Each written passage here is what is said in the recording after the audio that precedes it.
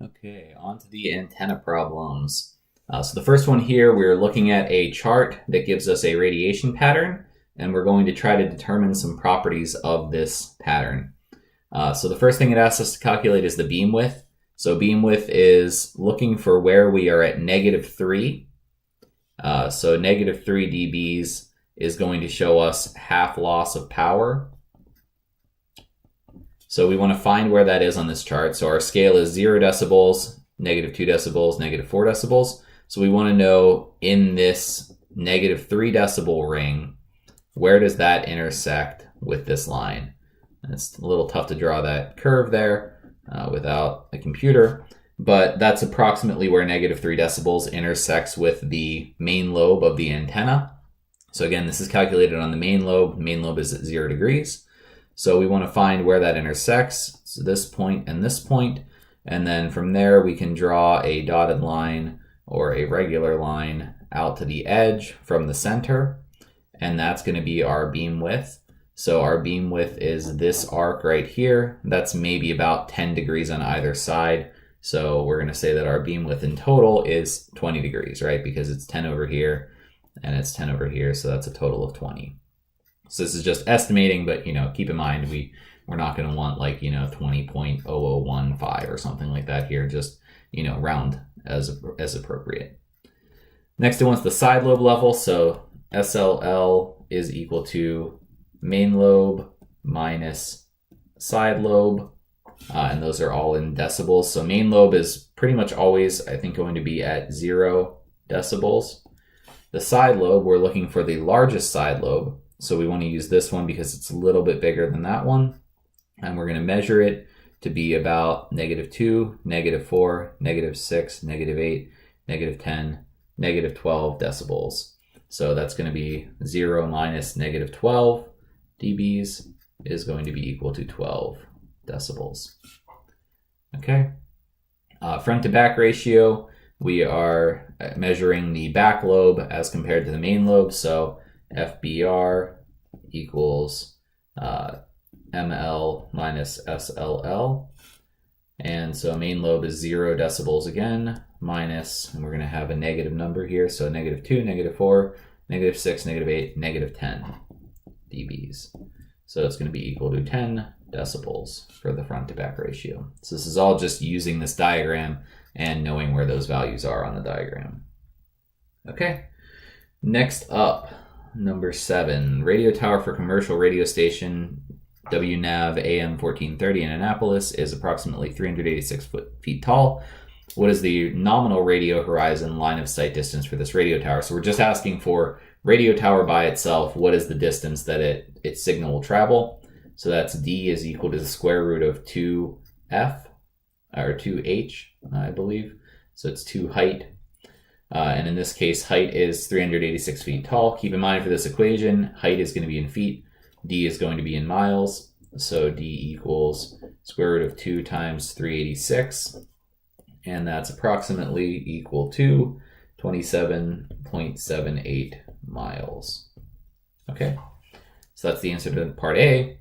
If we were driving a Hummer with an antenna that's approximately 5.5 feet off the ground as we drive, how far could we be from this tower and still hear the station? So here we're using D equals square root of 2H1 plus square root of 2H2. So we're just combining the number we got from part A with the new number, which is 5.5, or 2 times 5.5 square root of that. So that's going to be equal to 27.78 miles. Remember, we already know 2H1 from the first part here, plus square root of 2 times 5.5 feet, and that's going to be approximately equal to 31.1 miles. So it's just adding the new distance for 2 times 5.5, so that's where the receiver antenna in this case is, and that's so we're just adding that to the radio tower's distance because now we have a car that's not ground level that's moving. And then part C, your friend who lives in New York City, approximately 200 miles from Annapolis, claims that one night he heard a radio broadcast from WNAV, but your friend in Philadelphia, approximately 100 miles from Annapolis, didn't hear it. Which physical radio propagation phenomenon would most likely be the reason for this?